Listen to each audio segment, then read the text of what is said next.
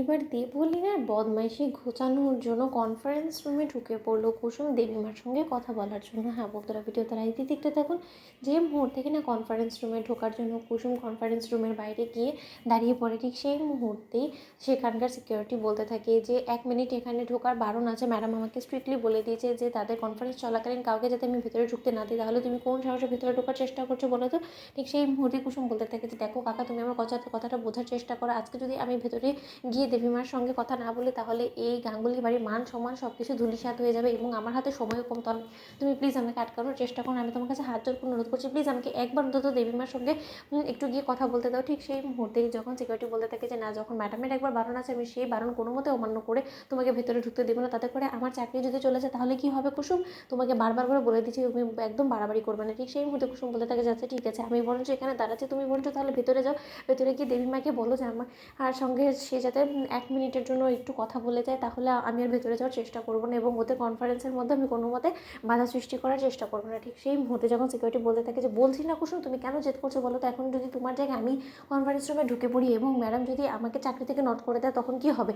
তাই তোমাকে বলছি তুমি ভালো ভালো এখান থেকে চলে যাও। ঠিক সেই মুহূর্তে কুসুম বলতে থাকে যে কেন তুমি বুঝতে পারছো না? এই কনফারেন্স শেষ হওয়ার পর সকলে যখন লাঞ্চ করার জন্য বসবে তখন আমি তাদেরকে কী সার্ভ করবো বলো তো? কারণ আমাকে দেবীমা যে আদেশ করেছে এবং দেবলীনা ম্যাডাম বদমাইশি করে যে কন্টিনেন্টাল খাবার আমাকে রাঁধতে বলেছে সেই কোনো রান্নাই তো আমি পারি না, তাহলে আমি তাদেরকে কী খাবার দেবো বলো তো?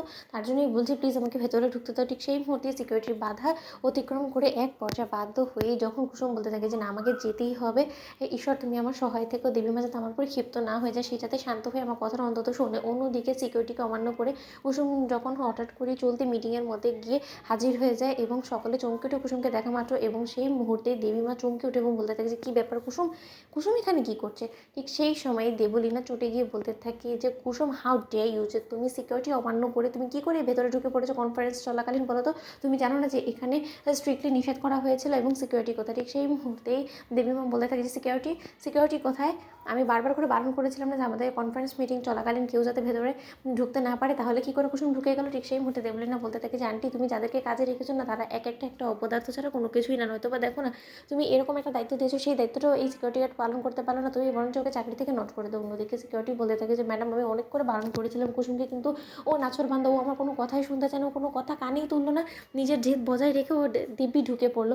আমি অনেকবার বারণ করেছিলাম। ঠিক সেই মুহূর্তে কুসুম বলতে থাকে যে আপনারা আমাকে দোহাই লাগে আমাকে ক্ষমা করে দেবেন, আমি আসলে আপনাদের মিটিংয়ের মধ্যে কোনো মতে বাধা সৃষ্টি করার জন্য এখানে আসিনি। দেবীমা, আমার আপনার সঙ্গে আর্জেন্ট কিছু কথা আছে, এই কথাটা যদি আপনার সঙ্গে আমি এই মুহূর্তে না বলি তাহলে হয়তো আপনার মান সম্মান সব কিছু ধূলিসাৎ হয়ে যেতে পারে।